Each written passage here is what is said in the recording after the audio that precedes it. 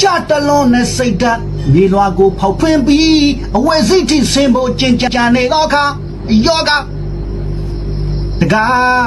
ပေါက်ကတော့ကိုဖုန်ကြီးမှတ်နေသလားတီတာယုံမနဲ့ချိန်တွေ့တာကြောင်းနောက်ဖေးမှာခုနခါကပ်ပြားကတွေ့ဘွားနဲ့ပြတာပေါက်လုံးလိုက်မှာအတော်နာအားလုံးပဲမင်္ဂလာပါကျွန်တော်ရဲ့ channel အနည်းပြန်လည်ပြီးတော့ကြိုဆိုလိုက်ပါတယ်ဒီကနေ့နောက်ဆုံးရတဲ့သတင်းတွေကိုတင်ဆက်ပေးတော့ချင်ပါတယ်ကျွန်တော်ရဲ့ channel ကို subscribe and like မလုပ်ရသေးရင်လည်း subscribe and like လုပ်ပြီးကြပါလို့မိတ်ရခိုင်ရင်နဲ့ဒီဗီဒီယိုကိုစကြည့်လိုက်ကြရအောင်ပါကိုလာတော့ငစီကိုနှခမ်းမွေးနဲ့ဖမ်းမယ်ဘလို့လုံးမယ်ဆိုပြီးကြွေးကြော်ခဲ့တဲ့ငပေါက်ကြီးအခုတော့ငပေါက်ကြီးဘာဖြစ်နေပြီလဲတော့ဒီမှာအကိုတယောက်ပြောထားတာအားရစရာနားထောင်ကြည့်သွားလိုက်နော်ကြာတလုံးနဲ့စိတ်ဓာတ်မြေလွာကိုဖောက်ဖွင်းပြီးအဝယ်စိတ်ထိဆင်ဖို့ကြင်ကြံနေတော့ခါယောဂတကားပေါက်ကတော့ကိုဖုန်ကြီးမှတ်နေသလားတီတာယုံမနဲ့ချိန်တွေ့တာကြောင်းနောက်ဖေးမှာခုနခါကပ်ပြားကတွေ့ဘွားနဲ့ပြတာပေါက်လုံးလိုက်မှာအတော်နာလွယ်သလားခက်သလားရမလွယ်သလားခက်သလားအေးဘိုးလုံးချင်းတဲ့ကောင်းဆိုတာမင်းတမကျင်းမင်းတမကြည့်စမ်းအဲ့လိုပြောတဲ့ဟိုဘိုးအောင်တင်အောင်တတိရပါလေတဲ့ဘိုးအောင်တင်အောင်တတိရတယ်ဘိုးအောင်တင်လို့ဖြစ်နေပြီဘိုးအောင်တင်လို့ဖြစ်နေပြီပေါက်ကတော့ကခင်ဗျာမကြတော့ပါဘူးခင်ဗျာခေါင်းနဲ့ကိုယ်နဲ့အိုးစားကွဲတော့မှာပါခင်ဗျာတိတ်ပြီးတော့မြောက်ပွင့်အထင်ကြီးနေတဲ့ကိုစုရွာစုရွာကတော့ဦးစင်းရတော့ကွာစံပြပဲချီးမွမ်းပဲကိုမနေနိုင်တော့ဘူးဆို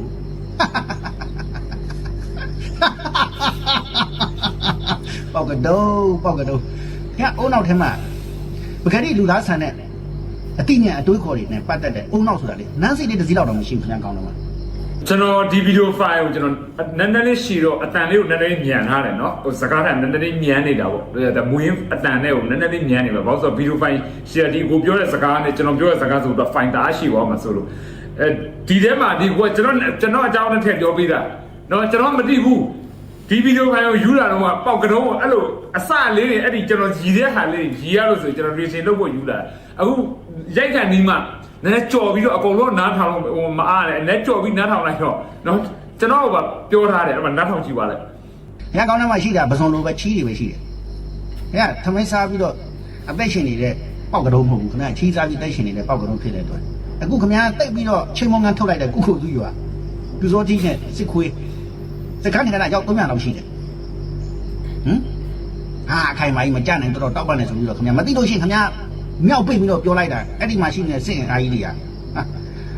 ဒုတိယကမ္ဘာစစ်တော့ဟစ်တလိုက်စစ်အင်အားကြီးကြတယ်ခင်ဗျာပြောလိုက်တာမသိနဲ့ဘာလဲဒိုင်းလို့ပဲတောက်ခံနိုင်တယ်ပေါ့အမာကြီးတို့ရှိတယ်ပေါ့ခင်ဗျာပြောလိုက်တဲ့ပုံတကယ်တော့တမင်တက်တက်မြောက်ပေးပြီးအသေးခံခိုင်းတာလေဟုတ်ပါတယ်ဘာမှမဟုတ်ဘူးတကယ်တော့ဘာမှမဆိုင်တဲ့လူတွေကိုမြောက်ပင့်ပေးပြီးလက်နက်တွေတက်ဆင်ပေးလက်နက်တက်ဆင်ပေးပြီးပြည်သူချင်းပြန်တိုက်ခိုင်းအသေးခံခိုင်းနေတာတကယ်လူယုံမာတွေဒီကောင်းနေအကောင်းကငပေါက်တို့ဟာလေတော်တော်ဒီတိုင်းပြည်အတွက်ကတော့တကယ်ရုပ်ဓမ္မကောင်းနေပဲတိုင်းဖြက်ပြီးဖြစ်တကယ်တိုင်းဖြက်ပြီးဖြစ်အစ်စ်တွေအခုတော့တော်လိုင်းအင်အားစုတွေနဲ့ PDF တွေကဝိုင်းတော့ဒင်းလိုက်တာရောက်300လောက်ရှိတယ်ခင်ဗျားတို့ပြူရောစစ်ခွေးရောရောက်40လောက်နားကသွားတယ်ဒီဘက်ရွာစခန်းနဲ့ PDF တွေတော်လိုင်းအင်အားစုတွေအကုန်လုံးပိတ်ထားလိုက်ပြီအဲ့ဘာမလက်နဲ့မိတဲ့ကောင်တွေကို PDF တွေအမှဒူးထောက်ပြီးတော့អော်ခိုင်းတယ်ပောက်ကိုတော့ကဲပါငါလို့ကြုံကဲပါအောင်ဆိုတာမိုက်တလားမမင်းနဲ့ဟောတအားကြိုက်တယ်အဲ့ဒီအကွက်ကလေးကိုတအားကြိုက်တာအဲ့ဒါနဲ့တည်းညဘလို့လိန်အောင်မလဲနော်လိန်ကြီးလေးတွေမတက်ဘူးဖတ်ပြီးတော့ခင်ဗျာလိန်ကြီးလေးတွေညာညင်လေးတွေဆိုရင်တော့ဇုံမဲလုံးရှိမှပညာသွားတင်လိုက်အောင်ဒါပေမဲ့ခင်ဗျားနဲ့ဇုံမဲလုံးတို့ကလည်းအညီကိုတွေပဲလေဆိုတော့ဒီလိန်ကြီးပညာတွေကတော့တိတ်ပြီးတော့အထူးတလဲတင်စရာလိုမှတော့မထင်ပါဘူးငါပြောတော့ခင်ဗျားတို့စကားတွေကလူစကားတွေမှမဟုတ်ပဲခါအမုန်းတရားတွေပဲပြောနေတဲ့စကားတွေဆိုတော့ယဟန်ဆိုတာဟာယဟန်စကားပြောမယ်လူကြီးညိုတယ်ဒါကြောင့်မို့လဲပေါက်ကတော့ကသူ့ကိုယ်သူလည်းပြောပါတယ်ဦးစင်းကဗျာတဲ့အချင်းလည်းမရှိတော့တိတ်ခါလည်းမရှိတော့တီလာလည်းမရှိတော့တမာတိလည်းမရှိတော့ဆိုရင်တော့သင်္ကန်းလေးတော့ကြာမာသေးတယ်သင်္ကန်းလေးတော့ယူပြီးပါတယ်မဟုတ်သူကြောင့်သူတည်တယ်ကြည်ရတယ်ဗျာဘာလို့ဆိုတော့သူ့မှာဘာမှမရှိတော့ဘူးအချင်းလည်းမရှိဘူးတိတ်ခါလည်းမရှိဘူးသင်္ကန်းလေးပဲရှိတော့တယ်ဆိုသူ့ကြောင့်သူတည်တာအမှသိကြည်ရတယ်လန့်မလားမလန့်မနဲ့ဘုရားနေရေချိုးတာဘောင်းချစ်တာရေချိုးမလို့ပါမမြဝင်းရဆိုသလိုပဲမလန့်မနဲ့ပေါက်ကတော့ခင်ဗျားတို့ပြောချင်တော့ကျုပ်လည်းကတော့မယ်ဈေးထဲမှာသွားတင်ငန်းဝယ်ပြီးတော့ပတ်ထားလိုက်တယ်ဘုန်းကြီးဖြစ်တာပေါ့ခင်ဗျားပြောသလိုဆိုယဟန်တပါးဆိုတာအကျင့်သီလသမာဓိနဲ့ဝိနည်းနဲ့ညီမှယဟန်ဖြစ်တယ်လို့လူကြီးညိုခံမှလည်းယဟန်ဖြစ်တယ်ဒါမှလည်းတက္ကမတွေကိုနိဗ္ဗာန်ရောက်တော့တရားတို့ဒါနသီလဘာဝနာ ကုသိုလ်တရားတွေဟောပြမှလည်းလူဖြစ်ကြောင်းနတ်ဖြစ်ကြောင်းလူချမ်းသာနတ်ချမ်းသာတွေရမှာပေါ့ခင်ဗျာအခုကအကုန်လုံးပေတွင်းထဲကိုပို့ပြီးတော့ပါရာဇိကကြစေနိုင်တဲ့လက်နက်တွေပဲခင်ဗျာတတ်ဆင်ပေးနေတာလေခင်ဗျာပါရာဇိကကြနေတာခင်ဗျာရဟန်းလည်းမဟုတ်တော့ဘုံလည်းမဟုတ်ပေါက်ကတော့မှပေါက်ကတော့မှအဲ့ဒီလိုမျိုးအကျန်းဖက်တွေကိုပဲထောက်မှန်ပြီးတော့အကျန်းဖက်အားပေးနေတဲ့မဘာသာဘုံကြီးတွေမှာခင်ဗျာအဆိုးဆုံးတစ်ပတ်တက်ဒါမဘာသာတွေအတူတူပါပဲအဲ့ထက်မှလေခင်ဗျာရုပ်အဆိုးဆုံးခင်ဗျာရုပ်အဆိုးဆုံးဟဲ့ကျွန်တော်တို့ကလေဖဲ့ဖို့ချောင်းနေတာကြာပြီဖဲ့ဖို့ချောင်းနေတာကြာပြီညဟိုပထမကျွန်တော်တယောက်ဖက်နေရဟုတ်တယ်မလားအခုတော့ဖဲ့မဲ့လူတွေပါရလာပေါ်ရလာပြီမဟုတ်ကျွန်တော်ပြောတာကကျွန်တော်တို့ကမဟုတ်တာကိုတစ်ဖက်ကမို့လို့မကြိုက်တဲ့စိတ်နဲ့ဘယ်လိုပြောမလဲဟိုဘက်ကိုနဲ့စန့်ကျင်ဘက်ကမို့လို့မကြိုက်တဲ့စိတ်နဲ့လိုက်ပြောနေတာလားတကယ်ပဲကျွန်တော်တို့ဟာသူ့မှာဖြစ်နေတဲ့အရာကိုမှန်တဲ့အတိုင်းပြောတာလားဒါလေးတွေကိုတော့သိသိချင်းတယ်ဘာလို့ကျွန်တော်တို့မပြောဘဲထိုင်မသိလို့ရှိရင်အမားကအမှန်လောက်ပြီးတော့တခိုးကလူဟစ်နေတဲ့အတိုင်းပြီမသိရင်တခိုးတွေကအိမ်ရှင်ကတခိုးဖြစ်ကြတယ်အဲ့ဒီဘဝရောက်နေတဲ့မြန်မာပြည်အဲ့ဒါကိုကျွန်တော်လက်ခံပေးလို့မရဘူးတခိုးကတခိုးပဲအိမ်ရှင်လာမလို့နဲ့ပါဖျက်ရိုက်ခံနေမယ်ဟုတ်တယ်မလားရှင်းရှင်းလေးပဲဒါတော့ကျွန်တော်ပြတ်သားဖို့လို့လေဘာကောင်ကြီးဖြစ်နေပါစီနော်ကျွန်တော်မကောင်းကျွန်တော်ပြောဒါဟိုဒီတိုင်းပြည်မှာဒီတော်လှန်ရေးအရေးခင်းနဲ့ပတ်သက်လို့ဒီတိုင်းပြည်ကိုဖျက်ဆီးနေတာဘယ်သူတွေလဲဖျက်ဆီးနေတဲ့အမှန်အကန်ကိုတော့ဖျက်ဆီးရပြောရမှာပဲနော်အခုကတိုင်းပြက်ပြီးဖြစ်လုပ်နေတဲ့ကောင်တွေကသူတို့မတိတိုင်းပြုတ်ပြီးပြုတ်လူတွေလိုနော်ဒီတိုင်းပြည်တို့ဝိုင်းပြီးလုပ်နေတဲ့နေမညာလုပ်နေတဲ့သူတွေပြီးဖြက်တို့တဘုံတို့ဓမြတို့အကြမ်းဖက်တို့ပေါ့လို့ဘဲစားတွေနဲ့သူတို့ကပြောနေတာအဲ့မှာကိုစီရဲ့စေတလီယာအရန်ကိုအမတန်မှလေးစားစရာကောင်းပါတယ်ကျွန်တော်မမှန်ဘူးဆိုရင်ကျွန်တော်ပြောပါတဲ့မမှန်တဲ့ဟာကိုမှန်တယ်လို့မပြောရဘူးဆိုတော့သူ့ရဲ့စေတလီကိုကျွန်တော်အရန်သဘောကျပါတယ်ပြင်သားမှုကောင်းလို့စဉ်းစားကြည့်ဘုရားကျွန်တော်တို့အမေစုကိုပြောခဲ့ဘူးလေဒေါက်တာစုကြည်ကနိုင်ငံခြားသွားလို့ရှိရင်မြန်မာလိုမပြောဘူးအင်္ဂလိပ်လိုပဲပြောတယ်မျိုးချစ်စိတ်မရှိဘူးအချုပ်ကြီးမရောက်နိုင်လို့ဦးမရောက်နိုင်လို့များသွားလိုက်လို့ရှိရင်တကိုင်းမရောက်နိုင်လို့များသွားလိုက်လို့ရှိရင်မြန်မာနိုင်ငံမှာမြန်မာစကားပဲပြောတယ်မျိုးချစ်စိတ်ရှိတယ်တကယ်တော့မရောက်နိုင်ဆိုတာကအင်္ဂလိပ်စကားကမပြောနဲ့သူ့နာမည်တော့သူမအားလှလို့ပြီးအောင်တောက်အောင်ရေးနိုင်တာလေမအားလှဆိုမြောင်းလိုက်ဆိုတာအင်္ဂလိပ်စာကိုမပြောနိုင်ဘူးတဲ့အခုတစ်ခေါက်တော့အိန္ဒိယကိုသွားတဲ့ခရီးစဉ်သူဘယ်လိုပြောခဲ့တယ်လဲပေါ့အိန္ဒိယအင်္ဂလိပ်လိုတုံးပြီးမြောင်းလိုက်ရတော့ဗမာလိုနဲ့ပြောတဲ့ဟာကိုပြောချင်တာဖြစ်ပါတယ်။ဘာလေးပဲဖြစ်သွားတယ်။အင်္ဂလိပ်စကားဆိုဝေလာဝေရောကျွန်တော်အမေသူမြန်မာနိုင်ငံသွားတယ်။ international ဖြစ်တဲ့အင်္ဂလိပ်စကားကိုပြောတယ်မှန်တယ်။အင်္ဂလိပ်စကားကိုလည်းပြောနိုင်လို့အင်္ဂလိပ်စကားရဲ့အဓိပ္ပာယ်ကိုလည်းသိတယ်။မြန်မာစကားလည်းပြောနိုင်တယ်မြန်မာစကားရဲ့ဝါကြတွေကိုလည်းသိတယ်အကုန်လုံးအဓိပ္ပာယ်ပေါင်းစုံအကုန်လုံးသိတယ်။ကြိုက်တဲ့အလင်ကအဓိကကလေအဲ့ဒါတလွဲအယူအဆတိရိစ္ဆာန်စဉ်းစားကြည့်လိုက်သူများနိုင်ငံကိုတွားတယ်နော်သူများနိုင်ငံရဲ့အစိုးရအဖွဲ့ဝင်လွှတ်တော်တွေအရှိမစကားပြောတယ်ဟုတ်တယ်နော်အဲ့ဒါတော့စကားပြောတဲ့နေမှာကိုဘာသာစကားနဲ့ပြောတာနဲ့သူတို့ဘာအင်္ဂလိပ်နိုင်ငံတကာလူတကာနားလည်တဲ့အင်္ဂလိပ်စကားနဲ့ပြောတာနဲ့ဘာကွာွားလဲကိုသွားပြောတဲ့အရက်ဒေတာတီဒေါအောင်ဆန်းစုကြည်လက်တွေ့ကြကြပဲနေတဲ့သူမြန်မာစကားကိုနားလည်တဲ့သူတွေနဲ့တွေ့အင်္ဂလိပ်လိုပြောနေတာအဲ့ဒါဆိုရင်တော့မင်းတို့ပြောဟမ်ဟောမြန်မာချင်းအင်္ဂလိပ်လိုပြောနေတာဘယ်လောက်နိုင်ငံခြားဖြစ်လို့လကဘာပေါ်ဖြစ်နေသည်လက်တွေ့ကြကြပဲနေတဲ့သူမြန်မာစကားကိုနားလည်တဲ့သူတွေနဲ့တွေ့အင်္ဂလိပ်လိုပြောနေတာအဲ့ဒါဆိုရင်တော့မင်းတို့ပြောဟမ်ဟောမြန်မာချင်းအင်္ဂလိပ်လိုပြောနေတာဘယ်လောက်နိုင်ငံခြားဖြစ်လို့လကဘာပေါ်ဖြစ်နေသည်မြန်မာစကားကိုနားလည်တဲ့လူနဲ့ဆိုရင်ဒေါအောင်ဆန်းစုကြည်ကဗမာလိုပဲပြောတယ်အေးဒါပေမဲ့သူများနိုင်ငံကိုတွားတယ်သူများနိုင်ငံအစိုးရအဝင်ကြီးတဲ့စက်တက်ဖြစ်လူတွေအရှိမဒီလူတွေအားလုံးကသူပြောချင်တဲ့စကားအနက်တိတ်ပဲဆိုလိုရင်းကိုကွက်ကွက်နားလည်ဖို့ဆိုတာဗမာစကားနဲ့တွားပြောနေလို့မရဘူးအင်္ဂလိပ်စကားနဲ့ပြောရအောင်ဘာကြောင့်ကိုပြောချင်တဲ့ပရိသတ်တွေမြန်မာစကားနားလည်တဲ့သူတွေမဟုတ်ဘူးဒါကိုဘာသာပြန်တဲ့တစ်ဆင့်ပြောတာနဲ့တိုက်ရိုက်ဆိုလိုရင်းကိုအတိတ်ပဲနားထဲဝင်အောင်ပြောတာဘာကွာလဲအတိတရားရှိတဲ့လူတွေတိပါလိမ့်မယ်ဟုတ်တယ်မလားဒေါန်ဆန်းစုကြည်ဘယ်တော့မှလက်လို့စပယ်ပေါက်လို့ပဲစားမလုပ်ဘူးမြန်မာချင်းချင်းတွေ့တယ်အင်္ဂလိပ်လိုပြောဒေါန်ဆန်းစုကြည်လက်ခံတယ်အဲ့ဒီမှာအမေဆိုနဲ့မင်းအောင်လိုက်ဘယ်လိုကွာလဲဆိုတော့အားလုံးကသိကြမှာပါဗမာလိုပြောလို့မအော်ဘူးလားမစူဘူးလားအေးအဲ့ဒါရှင်းနေတယ်သူ့ရဲ့ရက်တိမှုပါလဲဒါကိုညံမမီတဲ့စောက်သိန်းတွေကသူတို့ကိုးကွယ်နေတဲ့ကောင်သူကသူစာမတတ်ပင်မတတ်ခွေးရဖြစ်နေတိုင်းဟမ်ငါတို့ဘာကိုဘာသာစကားကိုတန်ဖိုးထားတာပူတင်တို့လည်းတလူပြောတာသူတို့မဲ့လင်ပူတင်ကသူများအင်္ဂလိပ်ပြောရင်ကိုကတက်ကလက်ပြန်ပြောတတ်တယ်သူတို့မဲ့လင်မင်းအောင်နိုင်ကသူများအင်္ဂလိပ်လိုပြောဟဲ့ဟောဘာပြောရလဲဟမ် ကွာမေလို့ဆိုင်ဟာကျမ်းမှာပါစေလို့ကြားရင်ကြားတဲ့ကောင်မျိုးဟုတ်တယ်မလားသူများအင်္ဂလိပ်လို့ရုရှားလို့ပြောလို့နားလေတယ်အင်္ဂလိပ်လို့ဟိုကပြောလိုက်တာနဲ့ဒီဆိုလို့ရင်ဘာလဲတိတယ်မေလို့ကတိတာအေးအဲ့ဒါပဲဒါဟိုလော်စရာမရှိကြံဖန်ပြီးပေါက်လို့ပဲသားတွေပြော နဲ့လာအမေစုကုန်တည်တယ်ပြောလဲပြောနိုင်တယ်နော်ဝတ်သွားတော့မှမြန်မာဆန်ဆန်ရေပုံးအင်းကြီးလက်ရှိဝတ်တယ်မြန်မာထမင်းကိုဝတ်တယ်ဘဝလေးကိုဘေးကနေတော့လွယ်ပြီးတော့တိုင်းထားပြီးတော့မှခေါင်းမှာပန်းလေးတော့ပန်းလိုက်သေးတယ်တောင်းမြဖနက်ကလေးကိုစီးပြီးတော့ကြွနဲ့နိုင်ငံတကာမှာရှိတဲ့နိုင်ငံအကြီးအကဲတွေနဲ့သမရတွေနိုင်ငံတကာမှာတကယ်လူရဝင်တဲ့ထိတ်တဲ့လူတွေနဲ့မှထိတ်ကျဲလူတွေနဲ့မှရေမောင်တန်းပြီးတော့စကားပြောလာတယ်ရင်ဆိုင်ပြီးတော့တွေ့ဆုံလာတဲ့အမေစုခင်ဗျားတို့ထောက်ပတ်ထားတယ်ခင်ဗျားထောက်ခံထားတယ်ခင်ဗျားရဲ့ခွပြစ်တော့လောက်ရှိတယ်အဲ့ဒီမရောက်နိုင်ဆိုတဲ့ကောင် value ကလူရသွင်းနေတယ်လူရသွင်းရအောင်လဲလူရသွင်းတဲ့စကားလူရသွင်းတဲ့အရာမျိုးလဲမလောက်တတ်တဲ့ကောင်ဘယ်သူကမှလူရမသွင်းဘူးသူများနိုင်ငံကိုသွားလို့မျိုးချစ်စိတ်ရှိတယ်ဆိုလို့ရှိရင်ဝတ်သွားသလားတိုက်ဖို့အင်းကြီးဝတ်သွားသလားမြန်မာပစိုးဝတ်သွားသလားကြည်ပါခဏ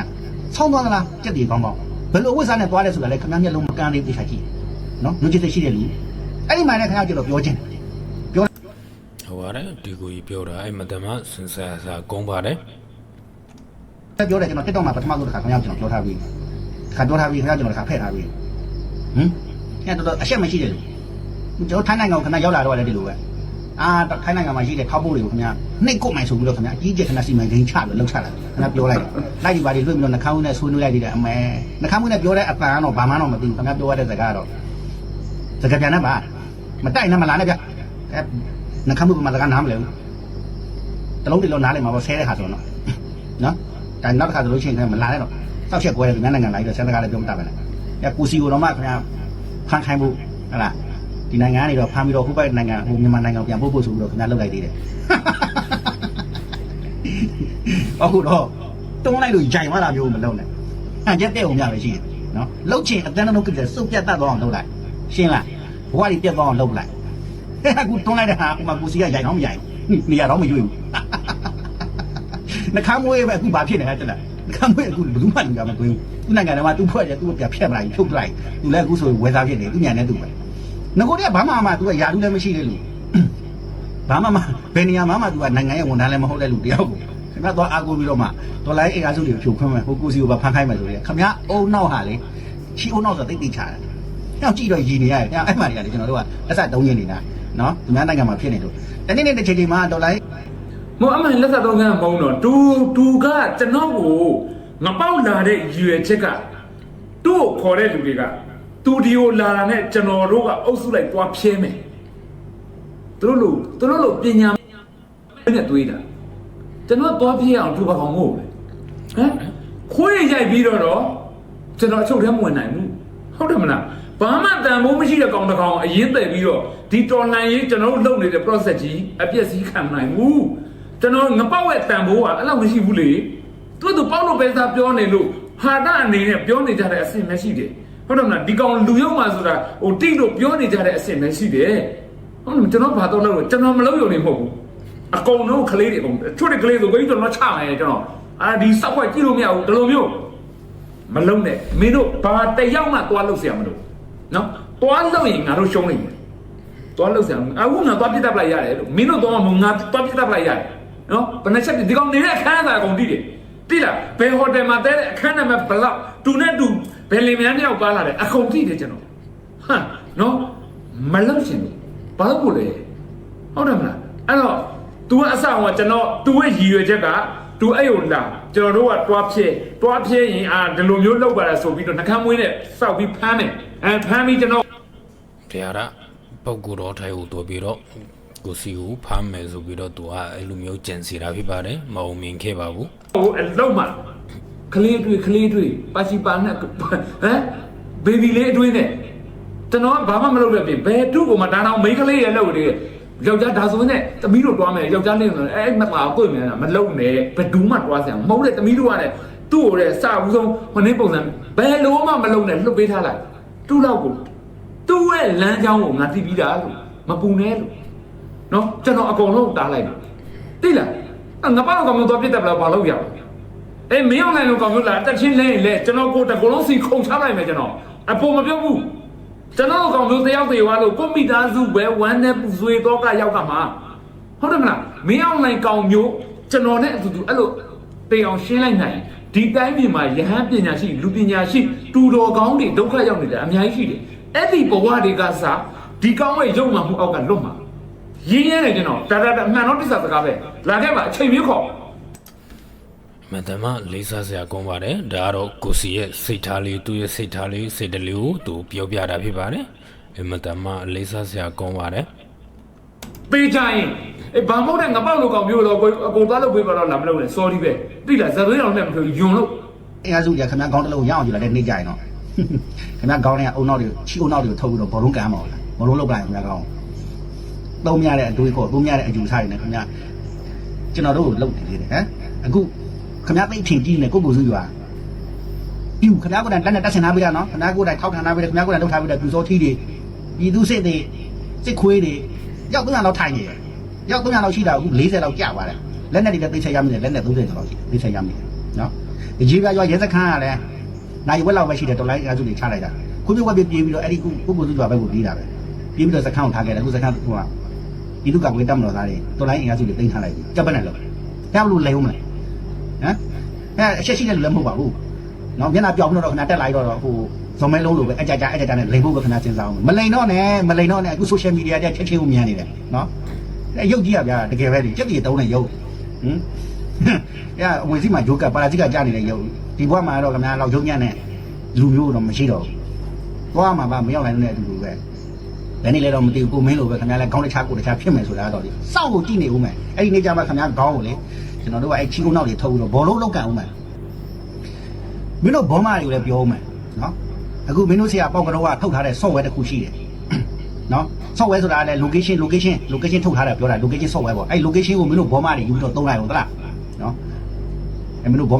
မ media အကောင့်တွေဘောမအဖွဲ့တွေပေါ့နော်မင်းတို့ဘာထောက်ခံတဲ့အဲ့ပေါက်ကတော့လူတွေပေါ့အဲ့ location ပေါက်ကတော့ထုတ်ထားတယ်အဲ့ပေါက်ကတော့ location ကိုယူပြီးလို့ရှိရင်တီတီမင်္ဂလာစီကိုသွားတီတီမင်္ဂလာစီရဲ့အပေါ်ဓာတ်မှာသွားပြီးတော့ရွှေတကုံဖျားကိုဖူးလိုက်အောင်ကြားလာအဲ့ဒါပေါက်ကတော့ကိုယ်တိုင်ထုတ်ထားတဲ့ location ငါတို့တီတာတော့ happy hall ပဲ happy hall မှာသူသွားပြီးတော့တီတာယူမုံနဲ့ဝိနာပဲဖြစ်မယ်ပေါက်ကတော့ location ကိုယူသုံးလိုက်အောင်နော်မင်းတို့ဘောမတွေပြောတတ်တယ်လူဘယ်လိုလဲကြည်ကြီးနဲ့ယွန်းနေတာလဲတော့မတည်ဘူးနော်တကယ်ကိုချင်းစားတယ်အကောင်းပြောဒါကျွန်တော်တို့ကထွက်ပြောနေလို့ဟုတ်တော့ကျွန်တော်တို့လည်းအဲ့ဒီအခုဒီကိုခံစားချက်လိုမျိုးပဲကြီးနဲ့စောင့်မြစ်ကလို့ယွန်းလို့ပြောတာဒါကျွန်တော်တို့တော့မပြောဘဲနဲ့ကြည်ရိုးနဲ့စောင့်မြစ်ကတဲ့လူတွေဘယ်လောက်ရှိမလို့ငါပေါ့အကောင်းပြောတာဟုတ်ပါတယ်မဟုတ်ဟိုတုတ်ဘက်ကိုဘက်ဆိုတာရှိပါတယ်ကိုဘက်ကိုအားပေးကြတယ်ကျွန်တော်တို့တို့ပဲတော်လိုင်းနဲ့ပတ်သက်လို့တော်လိုင်းဘက်ကိုအားပေးတယ်ဘာပဲဖြစ်နော်ဟိုတော်လိုင်းဘက်အချမ်းဆိုရင်ကိုကြိုက်မကြိုက်ကိုနဲ့အမြင်တူမတူမြင်တူဆိုတော့နောက်ဆုံးဗျာအခုဘုံနဂါကိစ္စဘုံနဂါကိုကျွန်တော်မတိုက်ခိုက်ဘူးဘာလို့ဘုံနဂါဖန်ရှိတယ် MG ဖန်ရှိတယ်အားလုံးကတော်လိုင်းဘက်ကဘယ်လိုကိုလာတိုက်ခိုက်ရင်တော့မရဘူးကိုဒါပွင့်လင်းပြောတာဒါဟုတ်တယ်လေ